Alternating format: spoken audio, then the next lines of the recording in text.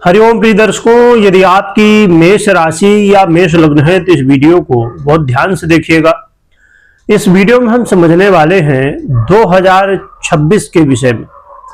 2026 में आपके लिए नवग्रह क्या फल देने वाले हैं। 2026 में जो ग्रह स्थितियों में परिवर्तन होगा उनका क्या प्रभाव होने वाला है। 2026 में वो कौन सी आपकी इच्छाएं होंगी जो पूरी होंगी और कौन सी इच्छाओं के लिए आपको रुकना होगा।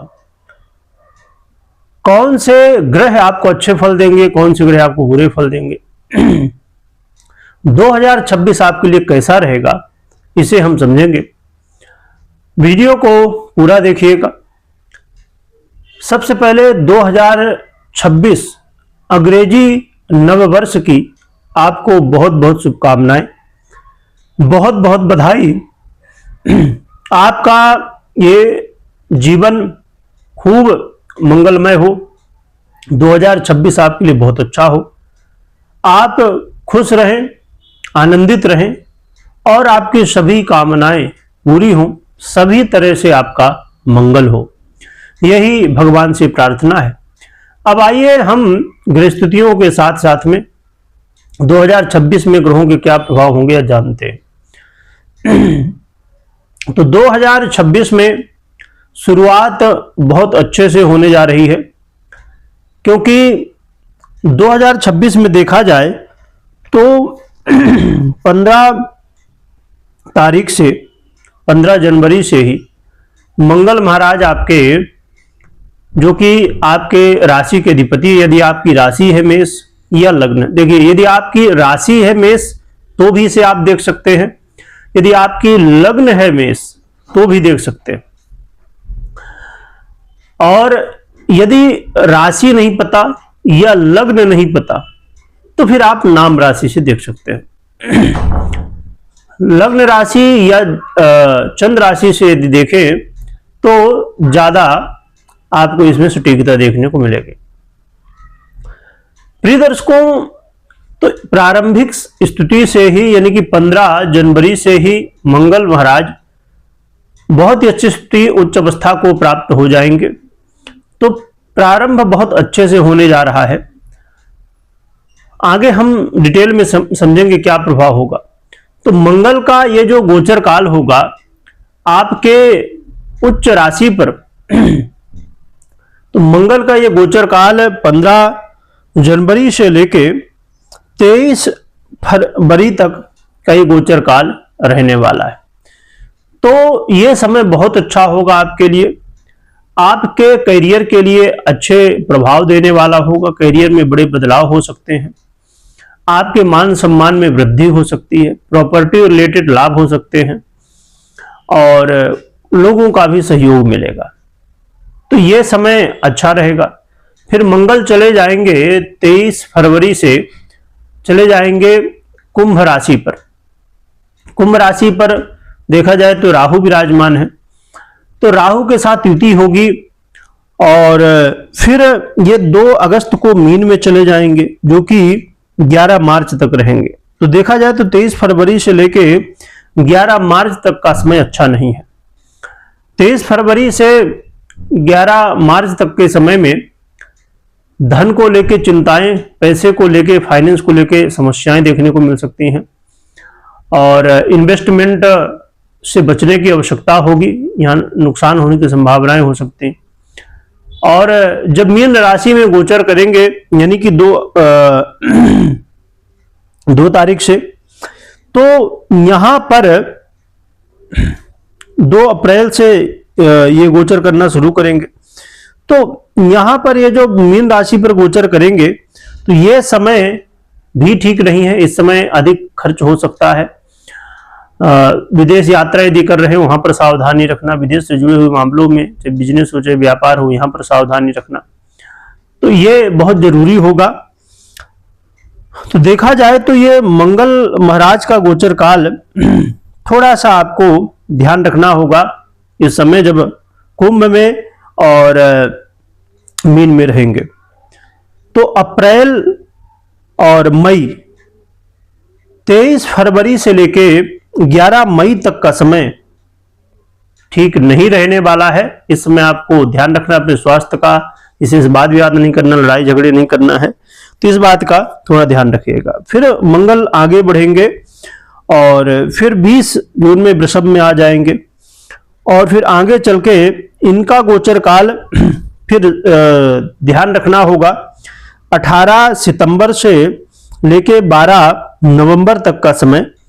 यह समय होगा जो कि पीड़ित अवस्था यानी कि कर्क राशि में, नीच राशि में होंगे।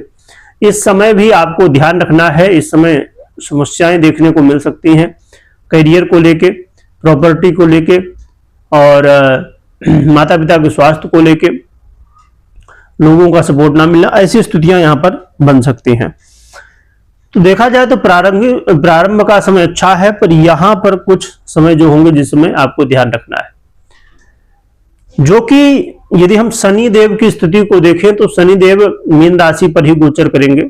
शनि देव की 7.5 आपको चल रही है, तो इससे तनाव थोड़ा सा बनेगा और अधिक खर्च, शत्रु बाधाएं और स्वास्थ्य का ध्यान रखने की आवश्यकता होगी।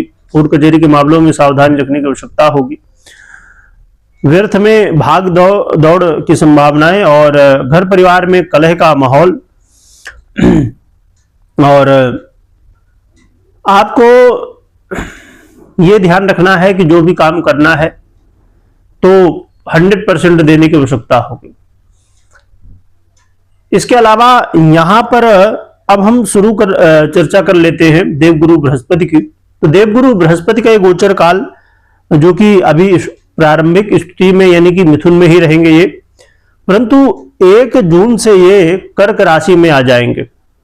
तो जब तक ये मिथुन में है तो यहां पर स्थितियां ठीक है, परंतु जब कर्क में आ जाएंगे यानी कि 1 जून से लेके 31 अक्टूबर तक का समय, ये काफी अच्छा समय होगा।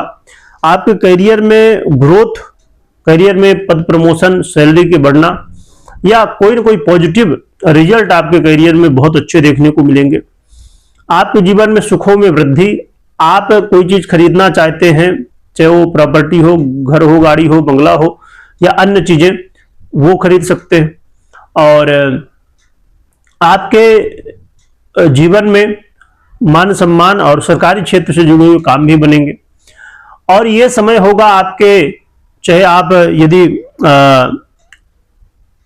कोई भी काम कर रहे हैं तो उन कामों में आपको यहां पर बड़ा लाभ देखने को मिलने वाला है और अचानक चीजें बदलेंगी और आपके फेवर में आना शुरू हो जाएंगे। तो ये काफी अच्छा समय है और जो व्यर्थ में व्यय हो रहा था वो भी कम होगा। इस समय विदेश से जुड़े हुए क्षेत्रों में लाभ होगा। तो ये गुरु का गोचर काल काफी अच्छा है, जो कि 31 अक्टूबर से सिंह में चले जाएंगे। तो यहां पर भी आएंगे तो धन लाभ कराएंगे, भाग्य का साथ मिलेगा, समय का साथ मिलेगा और आपके जीवन में आप नई नई चीजों को सीखेंगे भी और आपका मान सम्मान भी बढ़ेगा, हेल्थ इशू भी कम होंगे। तो गुरु की स्थिति काफी अच्छी है। कर्क में रहेंगे और फिर सिंह में रहेंगे, तो दोनों स्थितियों में तो गुरु के अच्छे प्रभाव हैं यहां पर। तो ये कुछ स्थिति रहने वाली है इस वर्ष में। अब हम इसमें एक हमने पहले चर्चा की थी कि हम महत्वपूर्ण चर्चा करेंगे, जो कि 2026 ही नहीं, लंबा समय है, 2025 से ही 2032 तक देवगुरु बृहस्पति की जो स्थिति है वो बहुत ही महत्व रखती है। और आप जानते ही होंगे कि देवगुरु बृहस्पति अतिचारी अवस्था को प्राप्त है और ये अतिचारी अवस्था थोड़ी सी डिटेल में समझने की आवश्यकता है, जो कि यहां पर हम बहुत डिटेल में चर्चा नहीं पर शॉर्ट में चर्चा करेंगे। एक चीज राहु केतु की बात करें तो राहु आप जानते ही हैं कि कुंभ राशि पर हैं और केतु सिंह राशि पर, परंतु 10 दिसंबर को ये 5 दिसंबर को राहु और केतु का परिवर्तन होगा और राहु महाराज चले जाएंगे मकर में और केतु महाराज इन्हीं के सामने यानी कि कर्क राशि पर। तो ये गोचर काल लगभग वर्ष के लास्ट में होने वाला है। तो जब इनका परिवर्तन होगा डिटेल में हम समझेंगे, परंतु कुछ समय के लिए चेंज होंगे तो इसका प्रभाव थोड़ा देखने को मिलेगा, परंतु लगभग पूरा वर्ष हो चुका होगा। यहां पर गुरु की हम चर्चा करें, मैंने कहा था इसलिए बहुत देखिए गहराई का ये विषय है, और मैंने ये कहा था कि हम चर्चा इसमें वार्षिक राशिफल में करेंगे। इसलिए मैं ये चर्चा करने वाला हूं कि 2025 में आपने देखा कि कुछ चीजें हुई, कुछ घटनाएं घटी, जो कि उसमें से कुछ ऐसी घटनाएं घटी जो कि इतिहास में दर्ज हुई। तो ये जो देवगुरु बृहस्पति की अतिचारी अवस्था है, ये बिल्कुल भी अच्छी नहीं है।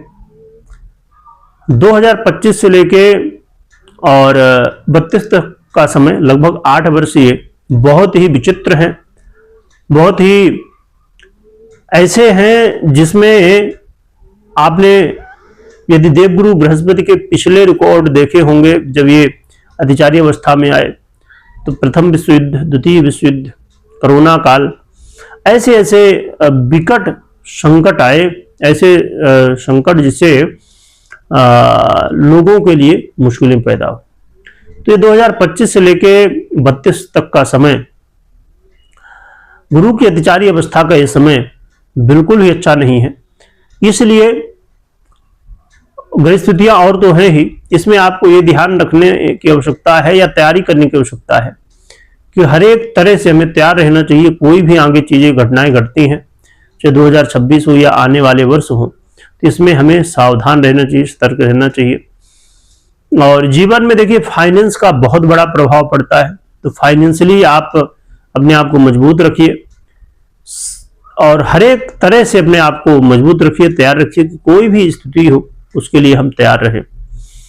इसमें जो कि ज्यादा डिटेल में हम चर्चा नहीं करेंगे, परंतु इतना मैं कहना चाहूंगा कि हर एक स्थिति परिस्थिति के लिए हमें तैयार रहना होगा, और चाहे 2026 हो या 27 हो या 32 तक, तो इन चीजों को आप ध्यान में रखिए। रही बात उपाय की, क्या उपाय करें जिससे 2026 आपके लिए बेहतर रहे।